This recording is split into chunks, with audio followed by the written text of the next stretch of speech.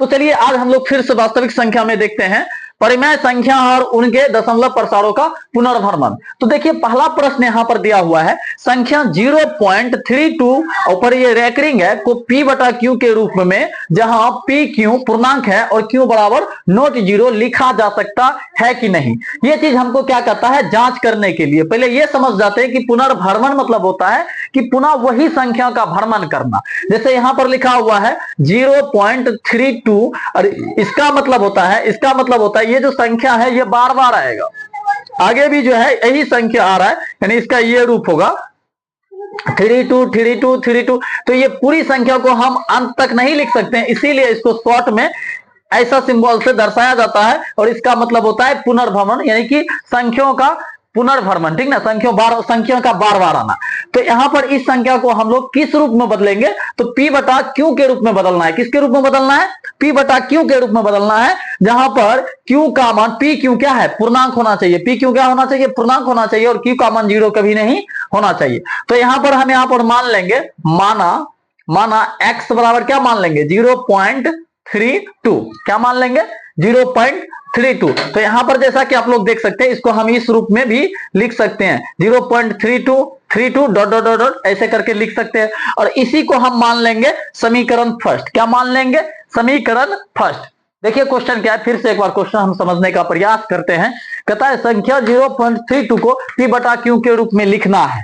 कैसा रूप में लिखना है, p बटा q के रूप में लिखना है, जहां p q क्या है, पूर्णांक है, q बराबर नॉट जीरो। ये प्रश्न समझ में आया, प्रश्न समझ में आया, तुम समझी, समझ गए। तो इसमें आप क्या करना है कि इसे यही संख्याओं को p बटा q के रूप में लिखना है। तो सबसे पहले हमको क्या कर लेना है, मान लेना है कि माना x बराबर 0.32 मान लिए। अब हम इसको x बराबर, इसको इस संख्या को हम पुनर्भ्रमण करके ऐसा भी लिख सकते हैं, कोई दिक्कत नहीं ना। अब यहां पर हम इसी को समीकरण 1 मान लिए, समीकरण क्या मान लिए, 1 मान लिए। अब हम लिखेंगे दोनों तरफ या दोनों ओर, बताओ कितने संख्या पर ये कितने संख्या का पुनर्भ्रमण हो रहा है, 2 संख्या का। और जब 2 संख्या का पुनर्भ्रमण होगा तो हम लोग 100 से गुना करेंगे। कितने से गुना करेंगे, 100 से। यदि एक संख्या का पुनर्भ्रमण होगा तो हम लोग 10 से गुना करेंगे। कितने से गुना करेंगे, 10 से गुना करेंगे। इसीलिए दोनों ओर कितना से गुना करने पर, तो 100 से क्या करने पर, गुना करने पर, ठीक है, 100 से गुना करने पर। चलो गुना करते हैं, इसमें गुना करेंगे तो क्या हो जाएगा, 100x होगा, ठीक ना। अब यहां पर समझने वाली बात है, यहां पर क्या हम समझेंगे, जब हम इसमें 100 से गुना करेंगे, चलो इसको अलग से हम समझा देते हैं। जब इसमें हम लोग क्या करेंगे, 100 से क्या करेंगे, गुना करेंगे, 100 से गुना करेंगे। जब गुना करते हैं तो ये जो पॉइंट है ये 2 अंक आगे की ओर खिसक जाएगा। बात समझ में आया, क्योंकि डबल जीरो है, 2 जीरो से गुना हो रहा है, इसीलिए पॉइंट हम डायरेक्ट क्या करेंगे, 2 अंक आगे खिसका देंगे, तो वो 100 से गुना माना जाएगा, ठीक ना। तो यहां पर हम क्या करते हैं, जो पॉइंट यहां है यही पॉइंट उठाकर कहां दे देंगे, यहां दे देंगे, तो हो जाएगा 32.32। इसका तो भ्रमण होते रहेगा, पुनर्भ्रमण होते रहेगा। और यह समीकरण कितना बन गया, समीकरण 2 बन गया। यहां तक समझने में कोई दिक्कत नहीं ना। इसको p बटा q के रूप में लिखना है भाई, तो सबसे पहले x बराबर इतना मान लिया, और x बराबर इतना हम लिख सकते हैं क्योंकि संख्या का क्या हो रहा है, पुनर्भ्रमण हो रहा है। फिर उसके बाद दोनों तरफ से 100 से गुना किए, 100 से इसलिए गुना किए कि यहां पर कितना संख्या का पुनर्भ्रमण हो रहा था, 2 संख्या का पुनर्भ्रमण हो रहा था, पुनर्भ्रमण हो रहा था। इसके बाद हम लोग यहां पर देखते हैं, यहां पर 100x, जब 100 से इसमें गुना किए तो 100x, और यहां जब गुना किए तो ये जो 2 अंक कहां चला गया, आगे खिसक गया। अगर मान लो यहां पर 1000 से गुना करते तो 3 अंक आगे खिसकता, ठीक ना। 10 से गुना करते तो पॉइंट 1 अंक आगे खिसकता। समझ में आ गई बात। अब यहां क्या करेंगे, समीकरण 2 से समीकरण 1 को क्या करने पर, 1 को घटाने पर, तो समीकरण 2 क्या है भाई, इतना है, यानी इधर वाला को इधर वाला से घटाएंगे और इधर वाला को इधर वाला से घटाएंगे। यहाँ 100x है और ये वाला एक x घटा दिए तो क्या क्या x बचेगा, 99x बचेगा, बराबर। देखो पॉइंट के इस साइड क्या है, 32 है, ठीक ना। यहां भी पॉइंट की साइड कितना कितना है, 32 है, तो कट जाएगा। यहां बचा क्या, सिर्फ 32 ना बचा, क्या बचा, 32 बचा। तो x बराबर हो जाएगा 32 बटा कितना हो जाएगा, 99, और यही इसका क्या हो जाएगा आंसर। कोई दिक्कत है समझने में, थोड़ा सा भी नहीं। क्वेश्चन है अपना, कहता है निम्न में किसका दशमलव प्रसार शांत है। ये सब में हमको देखना है कि दशमलव प्रसार किसका शांत है। देखो दशमलव प्रसार शांत के लिए एक फॉर्मूला होता है, वो फॉर्मूला है अपना p बटा P बटा 2 पर पावर n इंटू 5 पर पावर n। ठीक है, क्या है फॉर्मूला? शांत दशमलव के लिए, किसके लिए है? शांत दशमलव के लिए। शांत दशमलव के लिए फॉर्मूला क्या है? P बटा 2 पर पावर n गुना 5 पर पावर n। किसी भी भिन्न का हम जब हर का क्या करेंगे? अभाज्य गुणनखंड करेंगे। किसी भिन्न में हर का जब अभाज्य गुणनखंड करेंगे तो उसमें 2 और 5 के अलावा कुछ भी नहीं आना चाहिए। अगर 2 और 5 ही आ रहा है तो हम समझ लेंगे कि इसका जो दशमलव प्रसार होगा वो कैसा होगा? वो शांत होगा। कैसा होगा? शांत होगा। यदि 2 और 5 के अलावा कुछ भी आए तो समझ लेना उसका दशमलव प्रसार क्या होगा? अशांत होगा। समझ में आ गया? शांत अशांत पकड़ने के लिए हम कौन सा फॉर्मूला का यूज करते हैं?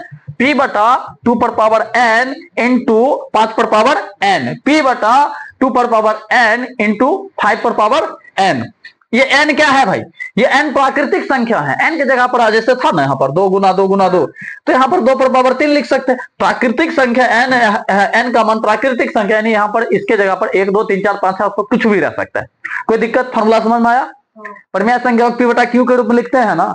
अब P तो ऊपर में है, Q का ये जो खंडन करेंगे, अभाज्य गुणनखंड करेंगे तो इस रूप में आना चाहिए। ठीक, तो अपना एक भिन्न दे रखा है, मान लो यहाँ पर 3 बटा 8। इसको चेक करना है कि ये शांत होगा कि अशांत होगा। ये शांत होगा कि अशांत होगा। तो हम किसका खंडन करेंगे? हर का खंडन करेंगे।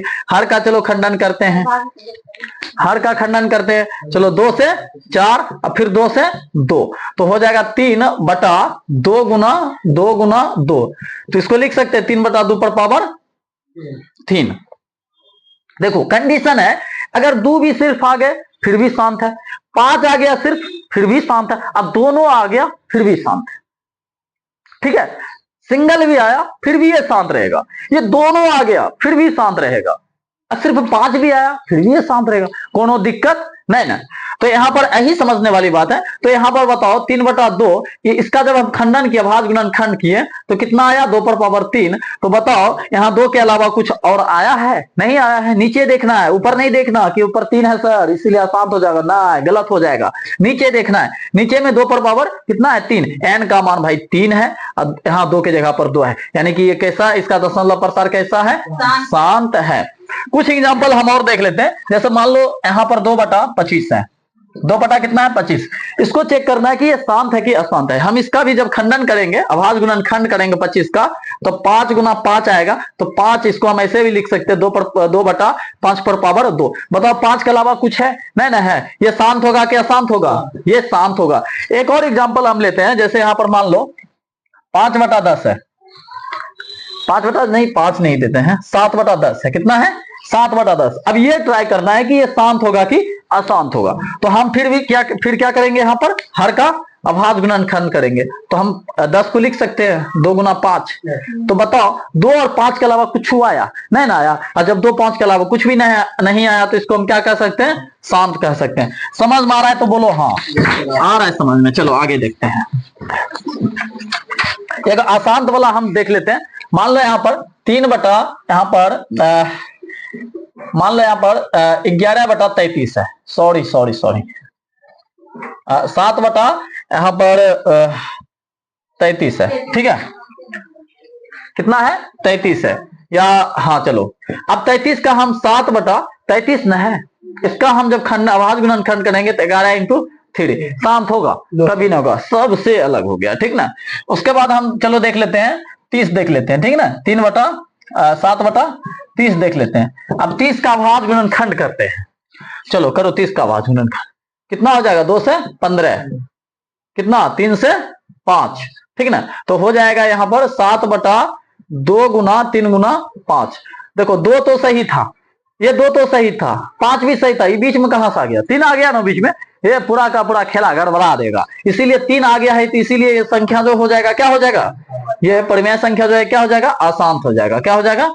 अशांत हो। शांत होगा कभी नहीं होगा शांत। अब मान लो यहाँ पर 3 बटा 50 है। क्या है? 3 बटा 50। इसको बताना है कि शांत है कि अशांत है। कैसे पता चलेगा? खंडन करेंगे, अभाज्य गुणनखंड करेंगे।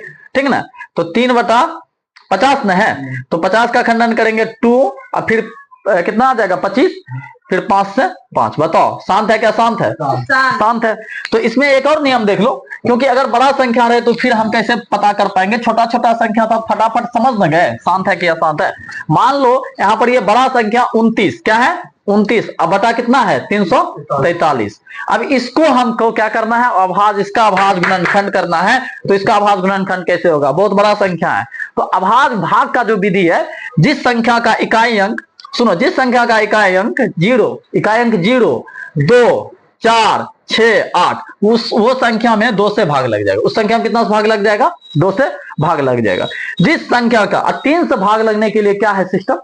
कोई संख्या, कोई नंबर में या संख्या में 3 से भाग लगेगा कि नहीं लगेगा, वो हम कैसे पता करें? तो वो क्या पता करने का देखो तरीका है यहाँ पर। तो मान लो 27 है, इसमें हमको ट्राई करना है कि इसमें 3 से भाग लगेगा कि नहीं लगेगा। तो ये ट्राई करने के लिए हम ये दोनों संख्याओं को क्या करेंगे? आपस में जोड़ देंगे। 2 और 7 कितना होता है? 9 होता है। क्या 9 का 9 में 3 के पहाड़ा में 9 आता है? आता है। यानी कि 27 में भी 3 से भाग लग सकता है। हमको नहीं पता है 81 है, तो बताओ 2 से इसमें भाग लगेगा? नहीं लगेगा। काइंड इसका इकाई अंक ये इसमें से कोई नहीं है, ठीक ना। हम ये ट्राई करेंगे कि इसमें 3 से भाग लगेगा कि नहीं लगेगा। इसको हम क्या करेंगे? अलग अलग ऐड कर देंगे। तो 8, 1, 9, ये जो 9 है इसमें 3 से भाग लगेगा? हाँ लग जाएगा। यानी 81 में भी 3 से भाग लग जाएगा। तो यहां पर ट्राई करो, 2 से इसमें भाग नहीं लगेगा, 3 से ट्राई करते। 4, 3 कितना?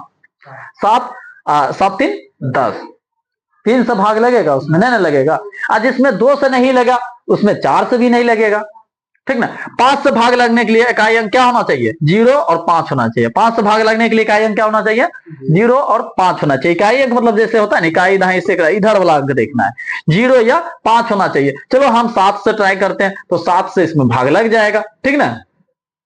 7 चौक कितना होता है? 28 होता है। उधर कितना? 6 बचा, 7 नमा 63, लग गया भाग? लगना। लेकिन 7 ना आ रहा है भाई, नीचे में क्या आ रहा है? 7 ना आ रहा है। जब 7 आ रहा है तो उतना हमको भाग लगाने से क्या मतलब? 7 आया यानी कि आसान है।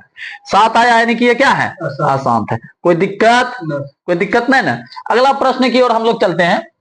3 नंबर प्रश्न है, 0.105 का p बटा 2 बराबर इतना का रूप क्या होगा? तो देखते हैं होगा कि नहीं होगा। प्रश्न क्या अपना? 0.105 पॉइंट को उड़ाएंगे, कहा कितना आ जाएगा? नीचे 1000 आएगा, आ जाएगा 1000। अब 1000 का क्या करेंगे?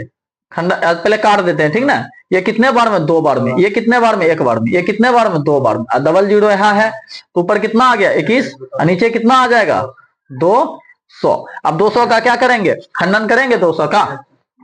चलो 200 का खंडन करते हैं, तो कितना हो जाएगा? 200 से 100, 200 से फिर ये कितना हो जाएगा? 50, फिर ये 200 से 25, और फिर ये 25 से 5। तो बताओ 2 कितना आया? इसको हम लिख सकते हैं 21 बटा 2 पर पावर 3 अगुना 5 पर पावर कितना? 2। पूछ क्या रहा था? इतना रूप में नहीं आ गया?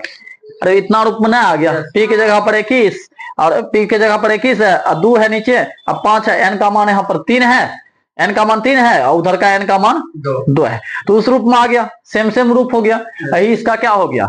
आंसर। तो हमारा जो है वास्तविक संख्या वो पूरा का पूरा खत्म हो गया है। और लगभग जो भी ऑब्जेक्टिव पूछेगा यहीं से पूछेगा। थोड़ा ऑब्जेक्टिव का मुंह फुटना काम थोड़ा अलग रहेगा, बाकी जो प्रोसेस है बनाने का वो सब यही है। और इसमें जितना भी ऑब्जेक्टिव था पार्ट 1, पार्ट 2 और ये जो पार्ट 3 है, पार्ट 3 तक में पूरा का पूरा ऑब्जेक्टिव क्या हुआ? समाप्त हो गया। फिर मिलेंगे हम लोग बहुपद के साथ, ठीक है।